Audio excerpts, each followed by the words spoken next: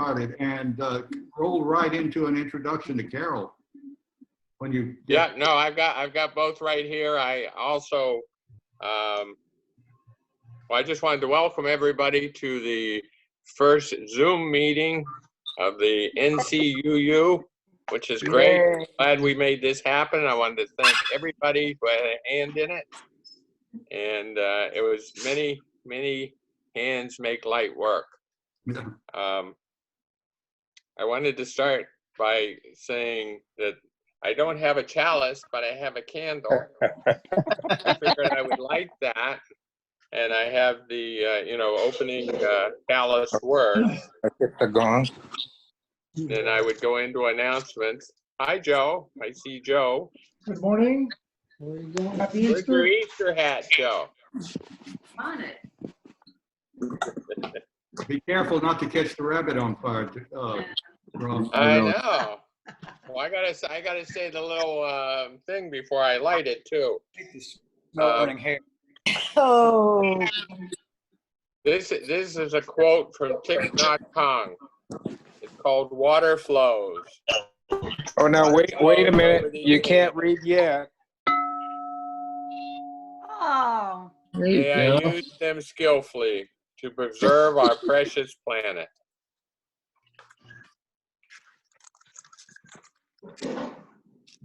And I heard a bell there. Yeah, that's to get everybody quiet. It worked, I think. My light doesn't want to light though. Oh, just set my computer on fire. Try another match. Ah.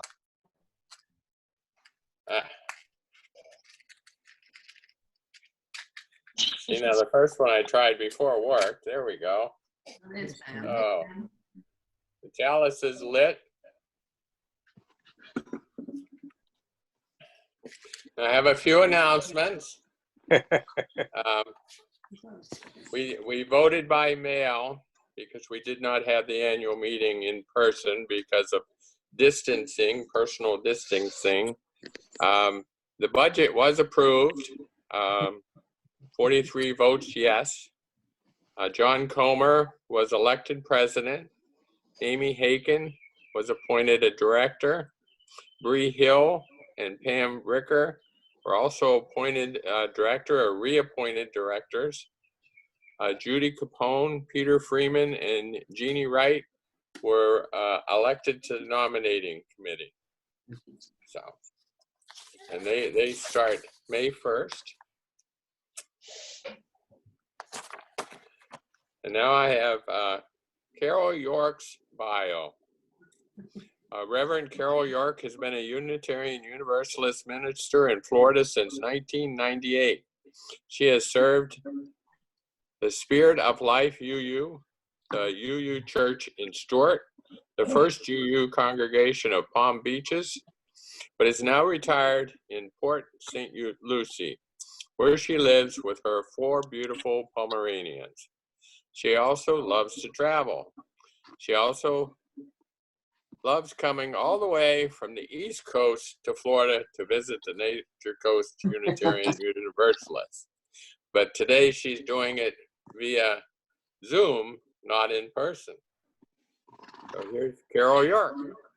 Well, good I- morning and happy Easter to those of you for whom that might mean something.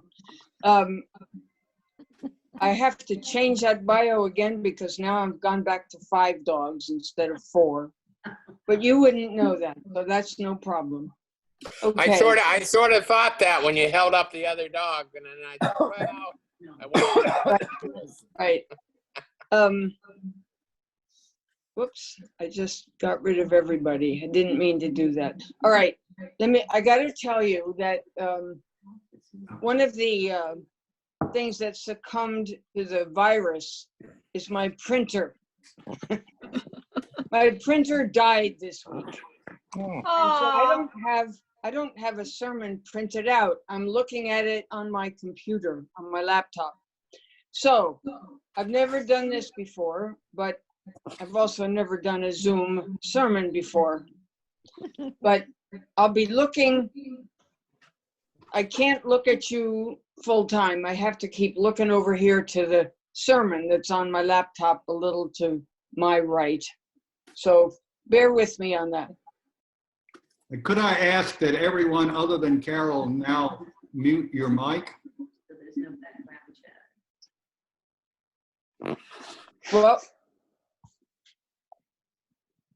what was that? Did you say something to me? No, to everyone but you. I want you to keep your mic open, but I want everyone else to mute.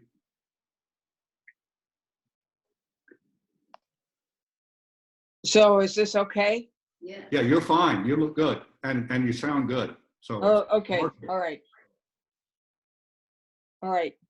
Well, Unitarian Universalists, in case you haven't already figured it out, are a rather curious spiritual lot, especially when it comes to coping with big Christian observances like Easter. Let's face it, we're in a bit of a theological pickle when it comes right down to what to do with Easter. For the better part of a century, most Unitarian Universalists have eagerly embraced the diverse imagery, affirmations, and wisdom of humanity's many rich faith traditions, thereby moving past the spiritual singularity of our distinctly Christian beginnings. While we do have a few churches in our denomination that still proudly identify themselves as liberal Christians today, most UUs feel at least somewhat uncomfortable with the intricate story and theology that has grown up around the historical personage that was Jesus of Nazareth, especially the dramatic Easter tale of his crucifixion, death, and most problematically of all, his resurrection. And yet, despite our cultivated avoidance, deep ambivalence, and in some cases, outright rejection of what most Americans celebrate on Easter, all across the continent on this Easter morning, Unitarian Universalist churches are usually full to overflowing, except this year, of course, despite what that president wishes. But usually, just like the Presbyterians, the Baptists, the Methodists, the fundamentalist ones, it seems that when it comes to Easter, we're all dressed up in our best pajamas, but have nowhere theologically to go. Maybe you're watching in your pajamas.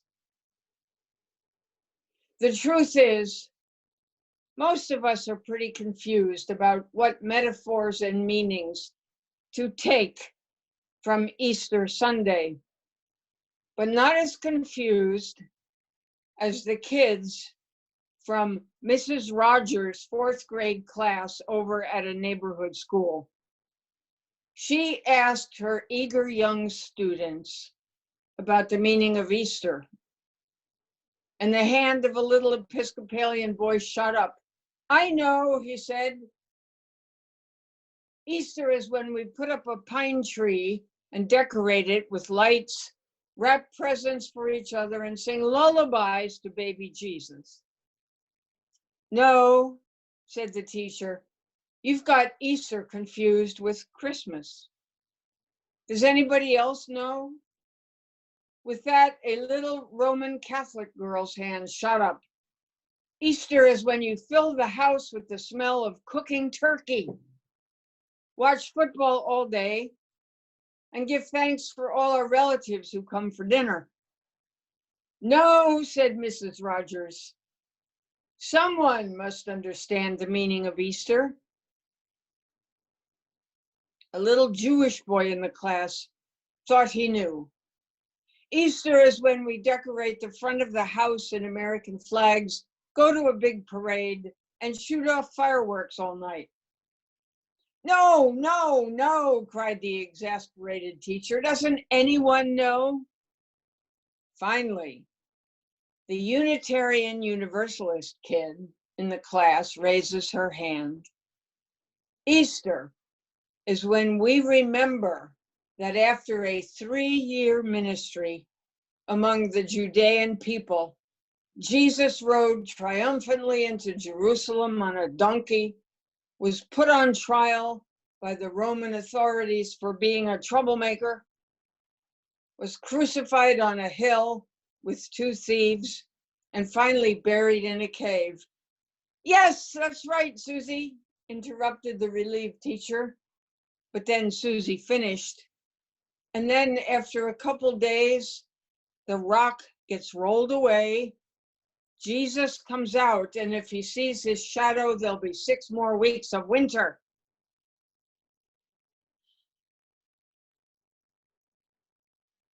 Okay, I apologize for telling that. Hopefully you're at home laughing with me. But this rather silly joke points to an uncomfortable truth about us. A whole lot of us Unitarian Universalists, sure that Easter can't any longer spiritually mean to them what it means to our devout Christian friends and family and neighbors, aren't necessarily any clearer about what it might positively mean to them, other than some vague, cheerful, and frankly often spiritually shallow and unsatisfying spring festival, lunar celebration for exuberant yet predictable return of daffodils and bluebirds and forsythia to the landscape. Now, don't get me wrong. Celebrating the Earth's resurrection hymns at this time of year is fine, as far as it goes. But this Easter morning, this Unitarian Universalist is always looking for something spiritually deeper and more theologically sustaining to affirm in my heart. This Easter, with the coronavirus, so many sick and dying, and yet still hatred and suffering that are so prevalent in our world, and healing and hope and peace and gentleness are so elusive. I am personally seeking a meaning for Easter that will make a deep down and sustaining difference in my spiritual life and last longer in my heart than a daffodil or a daylily.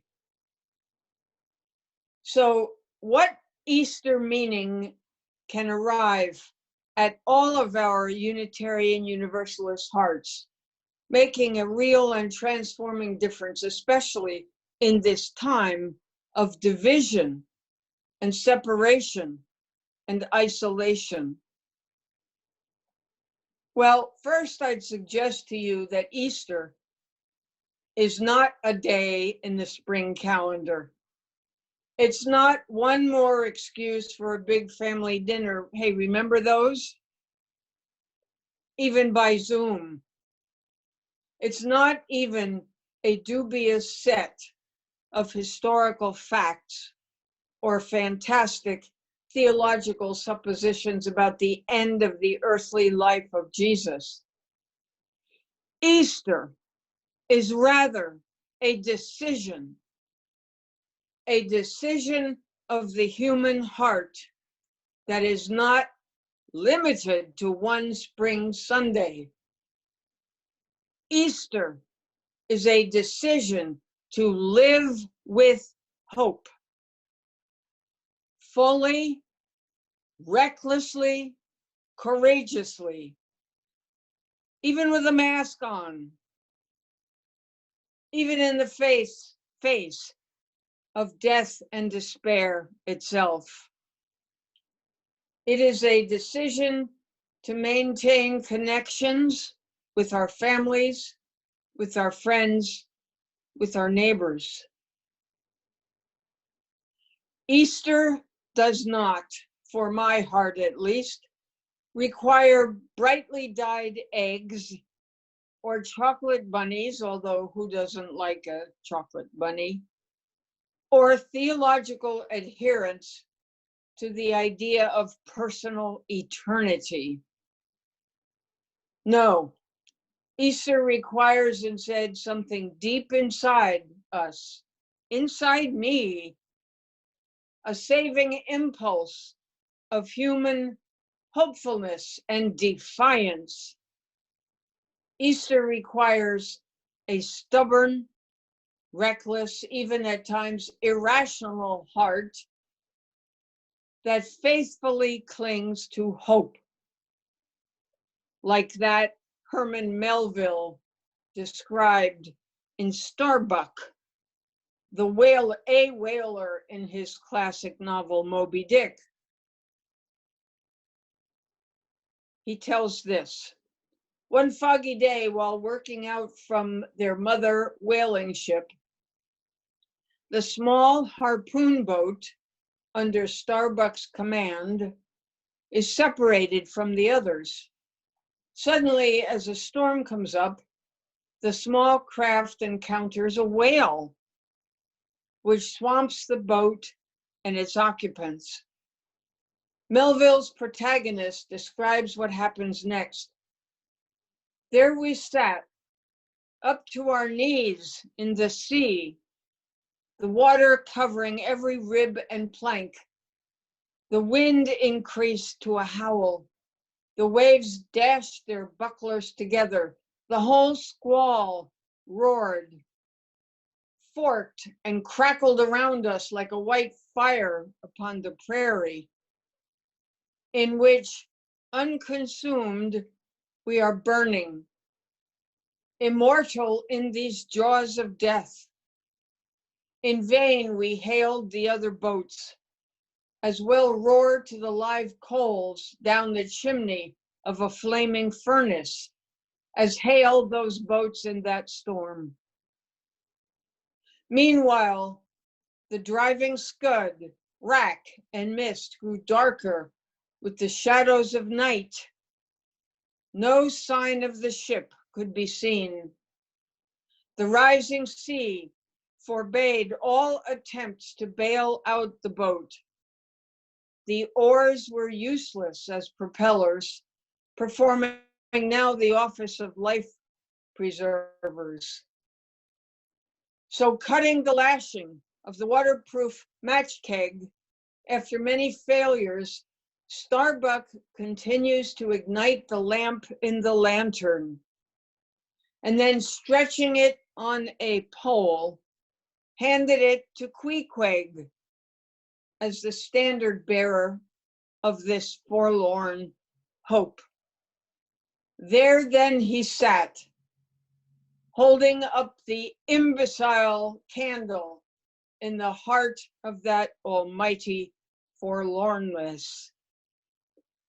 There then he sat, the sign and symbol of a man without faith, hopelessly holding up hope in the midst of despair.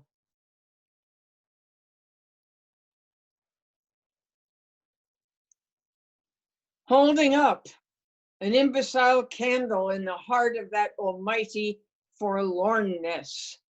That is what it takes for a human being to make Easter real. Easter is the heart decision a human being makes to courageously seek life and hope when our lives are threatened by an unseen virus, by death, despair, or meaninglessness.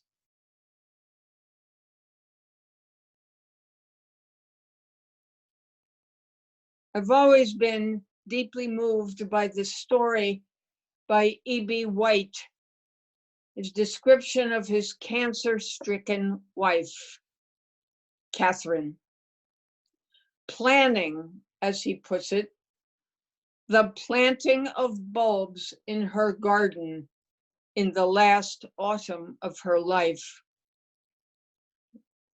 He says this, there was something comical, yet touching in her bedraggled appearance. The small, hunched over figure, her studied absorption in the implausible notion that there would be yet another spring, oblivious to the ending of her days, which she knew perfectly well was near at hand. Sitting there with her detailed chart under those dark skies in dying October, calmly plotting the resurrection. Calmly plotting the resurrection. This is the decision that is Easter. Easter is a verb of brave human being, an everyday verb that describes the activity of those who refuse to submit to all the very real crucifixions of this bitter, sweet creation in which we find ourselves, excuse me.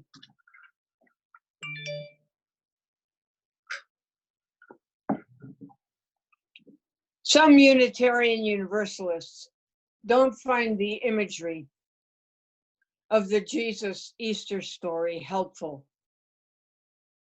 But it seems to me that in that sad Easter tale of betrayal, despair, and death is a universal truth of human life.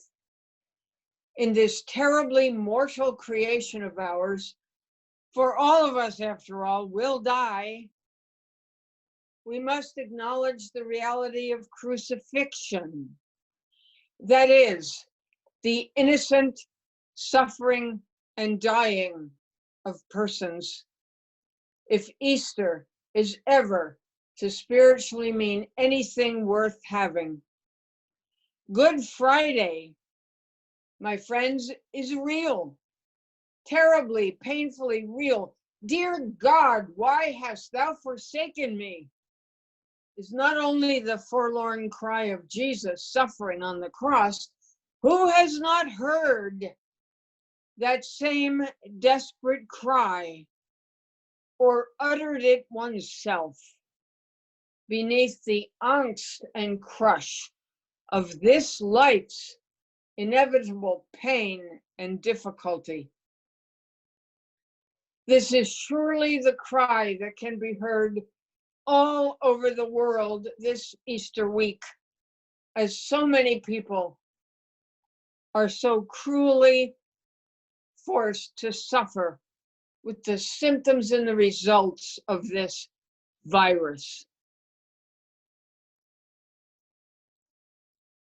Eastering is that brave and beautiful process of the human heart struggling to find life, hope, and purpose amidst our own personal Good Friday in social isolation. Eastering is the verb that describes a human being defiantly, courageously choosing to live and help others to live. Doctors and nurses and so many other medical workers and so many other workers, from grocery stores to drivers to, you know the list, all of whom affirm plotting the resurrection, even as death draws near. Yes, of course, Easter as a verb. Easter as a decision a decision of the heart against crucifixion.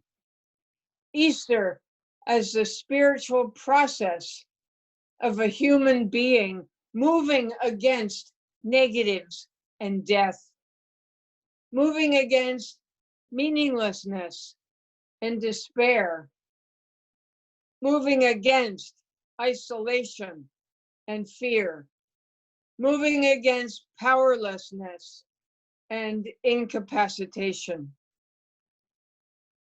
If Easter is an everyday verb of human being, then it does not just belong to those who call themselves Christian.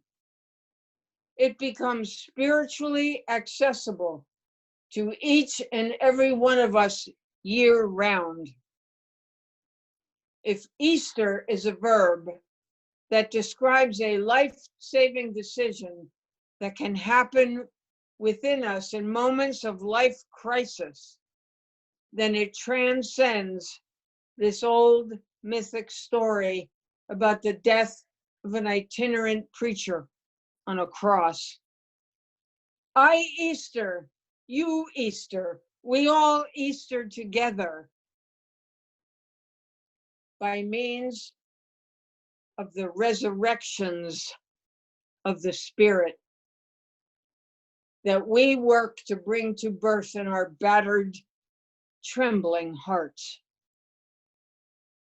We Easter, to use Tennyson's words, every time we rise on stepping stones of our dead selves to higher things. We Easter every time we choose to live and live with courage and purpose in the face of this world's terrible mortality, this world's very real losses and deaths. To live with such intentionality and resolve is to live with hope, life-saving hope.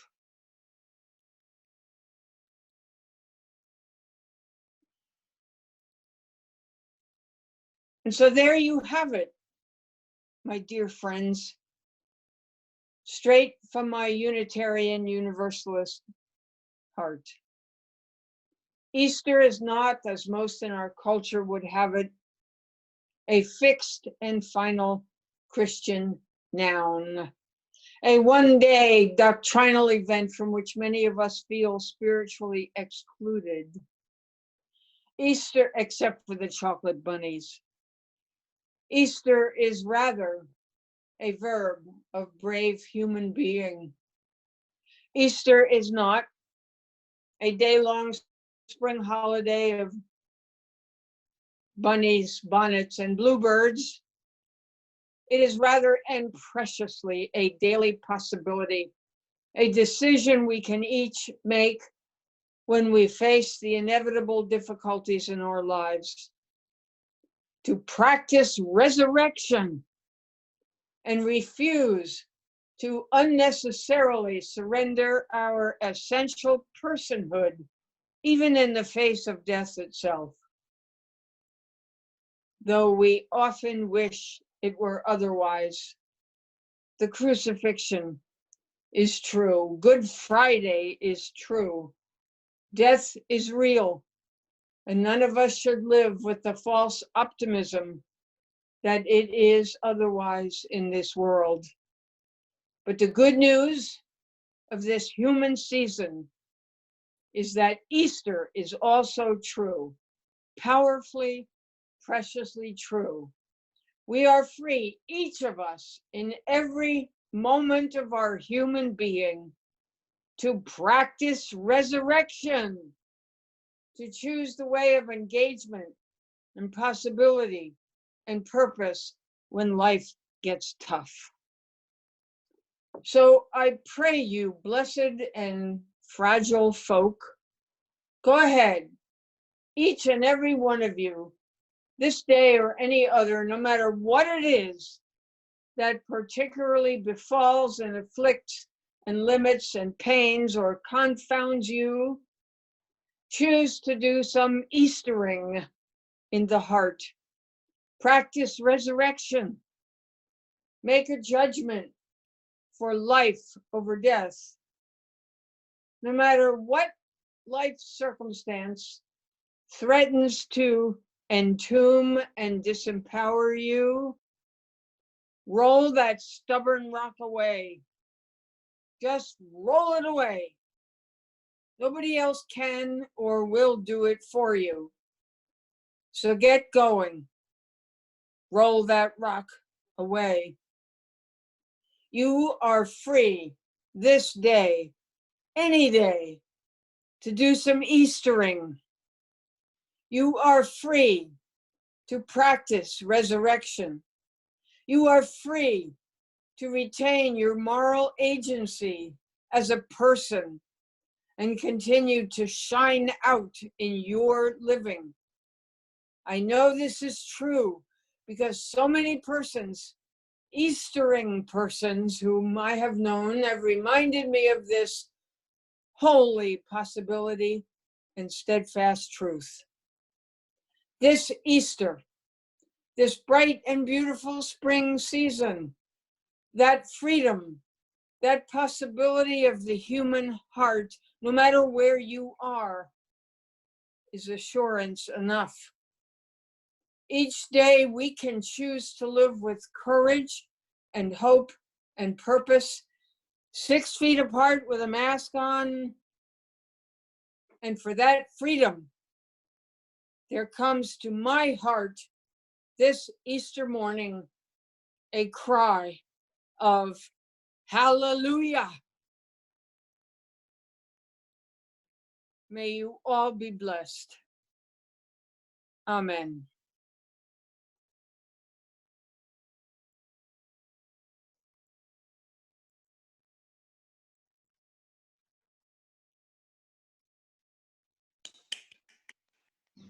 Oh, that was wonderful. That was great, Carol, as always. Very nice, Carol. We needed that. Thank you. That Yes, It was Yes. good.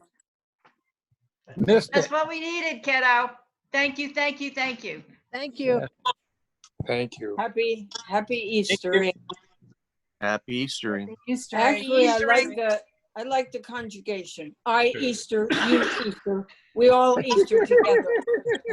I didn't learn that in English class.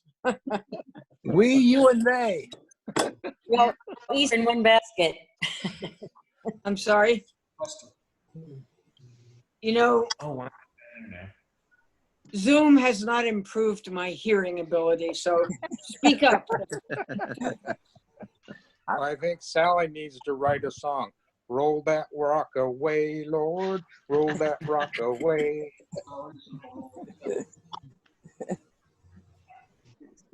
Yeah, Bree said I could probably take my computer to NCUU and we could probably even have some hymns. And I thought, well, maybe we could do that. I don't know. Yes, you can, Sally. They're happening on other channels. Huh? That's what Vero Beach does that on the My band Zoom community services. does too. They do. They have a piano player and they have a quartet